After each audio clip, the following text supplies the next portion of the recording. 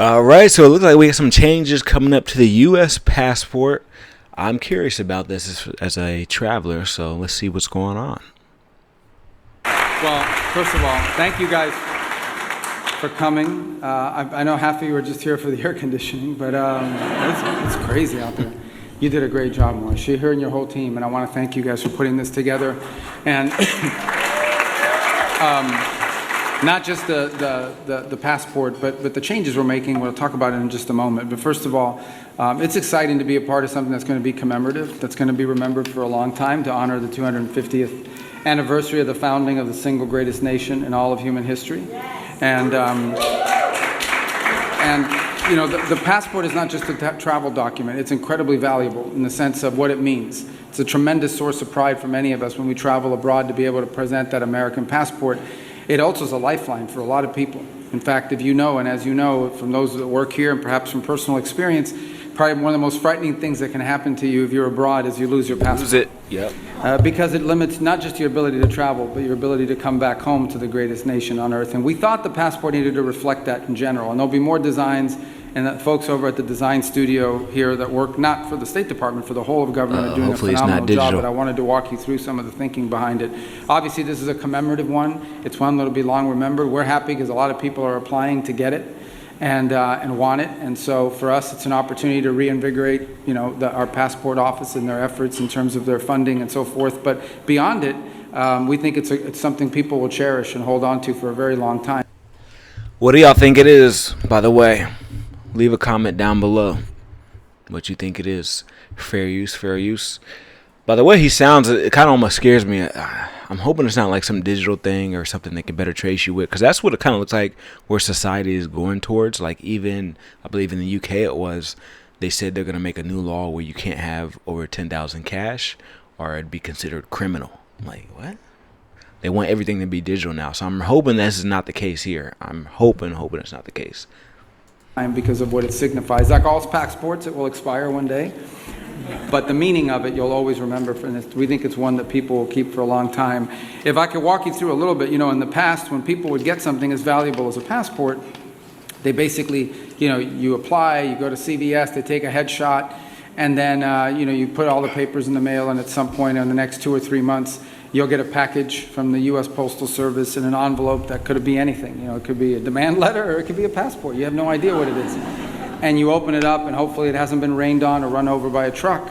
And there's your passport. And we thought for something as important, as dignified as the American passport, it really should have something more than that. And so everyone from now on, it's not just for the 250, but our goal moving forward is to make sure that everyone who applies for a passport and receives it in the mail will receive it in this box, which I know, fancy box.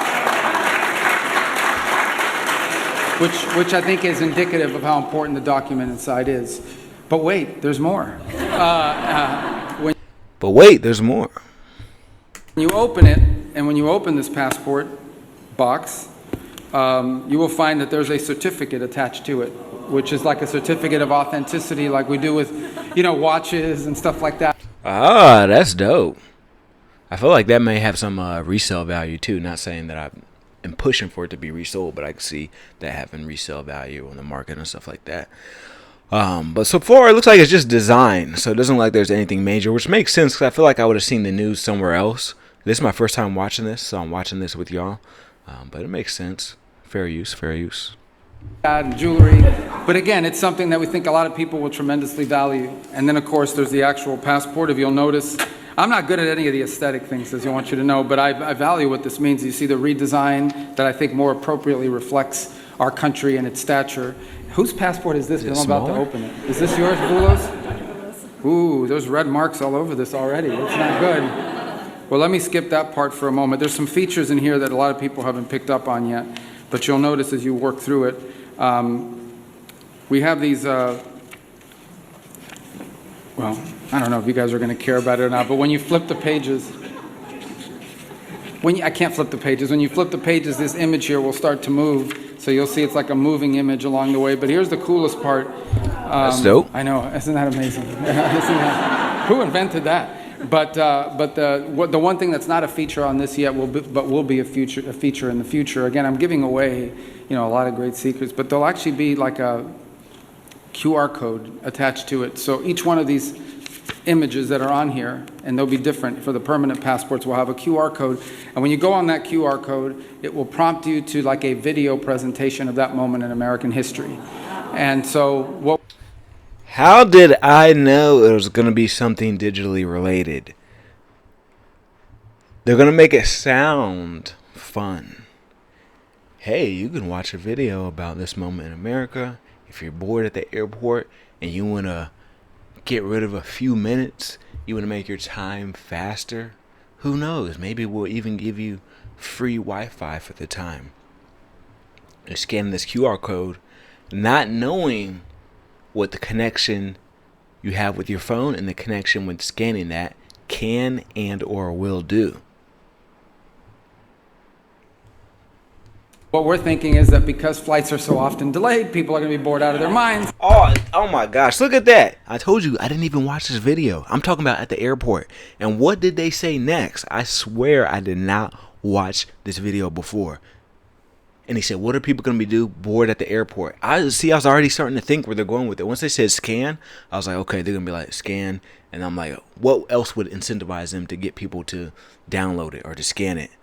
Well, you're at the airport, because they tell you to come to the airport 3 hours ahead of time for international flights, 2 hours for domestic flights. It only makes sense that, hey, they're going to say, hey, you might be bored, etc. And I even said they may get free Wi-Fi. Let's see if they say anything along those lines, because, not everybody will have Wi-Fi. Maybe they'll try to give you some extra incentive, because, the boredom thing could do something, but I think they need a little bit more. But we'll see. And they can go on the QR code and it will pull up these key moments in American history, which obviously will continue to be replenished and added. And it'll go through some pretty amazing moments, including the recent Artemis launch is one of them that we're considering putting in there, and others. So we think it'll be a great source of pride.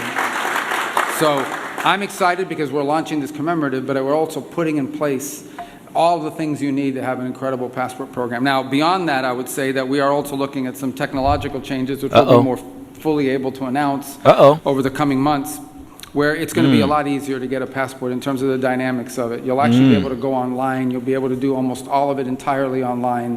One of the questions we had was most of the devices that people are using, be it a laptop or a standing computer or what have you, where you would fill out this application, they have cameras on them. I know it's shocking, but they have cameras, they have videos that people use. You should be able to take that picture on that device as opposed to going somewhere. Now, the CVS people, of course, hate this, and the Walgreens and all those other places, but you'll be able to take your picture from that device and be able to have it in real time through our... You'll be able to submit your data to us in real time. Security system, verify the facial ID, and it just saves you a lot of... You don't have to go down somewhere now and get a headshot and have the little pictures that you have to cut and then submit it, 3 passport pictures. You'll be able to do that. You'll be able to do it online entirely, for the most part, with all the right numbers. They'll be able to verify it for you, and you should be able to get it much sooner. So we're going to make it a much more customer-friendly. We're not ready to do that yet, but that's really what we want to be able to do. And it should cut down on the long waits, the long lines, the appointments, the making. Some people may still decide to do it that way, but this way will be available to people, and we look forward to really rolling that out in a few months when it's ready. But we didn't want to delay this commemorative edition.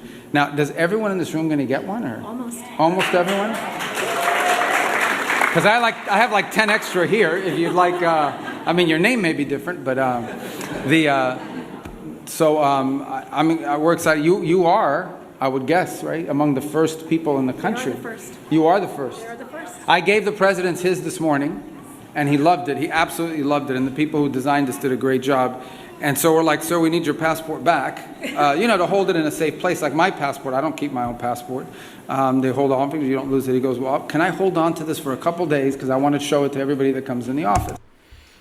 That's enough there. That's pretty much the summary of everything there. There's like another minute, but it's just the conclusion. At least that's what they're saying in the bookmarks part of the video here. But isn't it kind of funny how I was able to predict certain things? Certain things I was, 100% accurate with. Certain things I was less accurate, but kind of had the general idea. I was like, from the beginning, I'm like, I got a feeling it's going to be something digital. Especially because I seen in another country, Actually, I've seen it in 2 countries where they announce facial recognition technology when you go through airports, also facial recognition when it comes to IDs and that nature. And that told you about in the UK, I believe it was, the law that they're trying to pass where you can't have more than 10,000 cash, otherwise it's considered criminal. And then you see everything going on with digital currency, the electric cars. I was like, I got a feeling this could be next, right? It's funny because I asked ChatGPT, about civilization. I was like, okay, farming and cropping was something that changed civilization. I started talking about other things, the internet, etc. And I asked ChatGPT, what's next? What could be the next thing that could be considered a breakthrough but potentially could hurt humanity? And it said your privacy. So what's going to happen, in my personal opinion, and I don't want to sound too much like a theorist, right, or someone who has a negative outlook on things, because I wish the best for humanity, but this is interesting, and I feel like we're seeing in real time where humanity and civilization is going. The loss of your information.